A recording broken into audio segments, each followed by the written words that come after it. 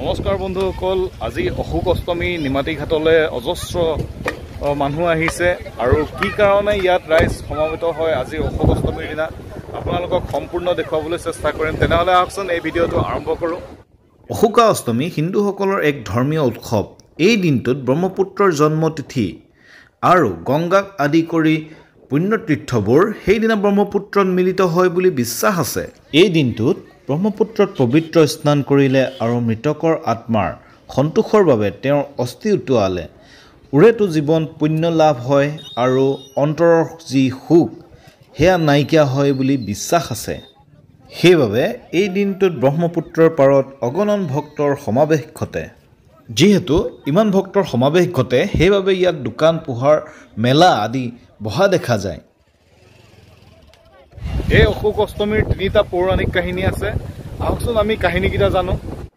পৌৰাণিক আখ্যান অনুসৰি ব্ৰহ্মপুত্ৰই এবাৰ অশোক মুনিৰ আশ্ৰম বুৰাই পেলাইছিল। ব্ৰহ্মপুত্ৰৰ এনে কাৰ্যত মুনি খঙত অগ্নিশৰ্মা হয় আৰু ব্ৰহ্মপুত্ৰক অপবিত্ৰ হ'বলৈ অভিশাপ দিয়ে। কিন্তু ব্ৰহ্মপুত্ৰৰ কাতৰ মিনতিত মুনি সন্তুষ্ট হৈ ক'লে যে বছৰৰ এটা দিনত তই পবিত্ৰ হৈ তীৰ্থৰ মৰ্যাদা লাভ কৰিবি। অশোক মুনিৰ নামেৰে সেই দিনটোৱেই অশোকা অষ্টমী বুলি জনা যায়।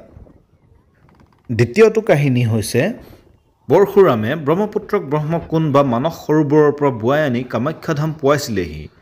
পৰশুৰামে ব্ৰহ্মপুত্ৰক খন্তেক ৰ'বলৈ কৈ কামাখ্যা মন্দিৰ দৰ্শন কৰিবলৈ যায়, কিন্তু মন্দিৰ দৰ্শন কৰি আহি দেখে যে ব্ৰহ্মপুত্ৰ বৈ গৈ আছে।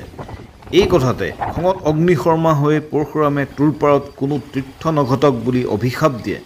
পিছত ব্ৰহ্মপুত্ৰৰ অলেখ কাকুতি মিনতিত পৰশুৰামৰ দয়া উপজে আৰু ক'লে বছৰৰ এটা দিন চ'ত মাহৰ বাসন্তী অৰ্থাৎ অশোকাৰ দুৰ্গাষ্টমীত তই বিশেষভাৱে তীৰ্থৰ মহাত্ম্য লাভ কৰিবি।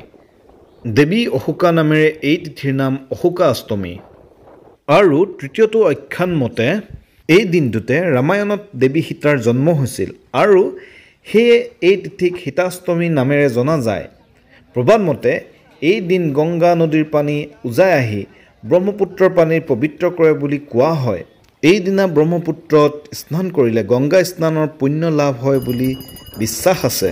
বন্ধুসকল, আপোনাৰো অন্তৰত যদিহে এই দিনটোত অহাৰ ইচ্ছা আছে বা স্নান কৰাৰ ইচ্ছা আছে বা আপোন কাৰোবাৰ বিদেশী আত্মাৰ সদ্গতি হকে প্ৰাৰ্থনা কৰাৰ মন আছে, তেনেহ'লে আহক যি কৰ্ম আছে সেয়া পালন কৰি মনৰ গভীৰ সুখ দুখ পাতল কৰক।